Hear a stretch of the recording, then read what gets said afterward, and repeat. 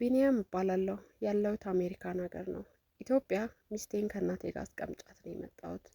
እናቴ በደወልኩላት ቁጥር ስለ ሚስቴ ጥሩ ነገር አትነግረኝም። በተቃራኒው ደግሞ ሚስቴ ጋር ባወራን ቁጥር ስለ እናቴ መልካምነት ነግራኝ አትጠግብም። ሚስቴን እናቴ ስላንቺ ጥሩ ነገር አትነግረኝም ብዬ እንዳልጠይቃት እናቴና ሚስቴን ማጣላት እንዳይሆንብኝ ፈራሁ።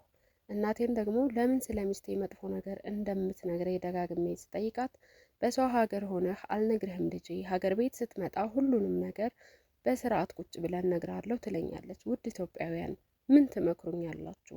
ውድ ኢትዮጵያውያን እንግዲህ እንደሰማችሁት ቢኒያም ታሪኩን በዚህ መልኩ አጋርቶናል። እናንተም እንግዲህ ኮሜንት ላይ ሀሳብ አስተያየታችሁን አስቀምጡለት።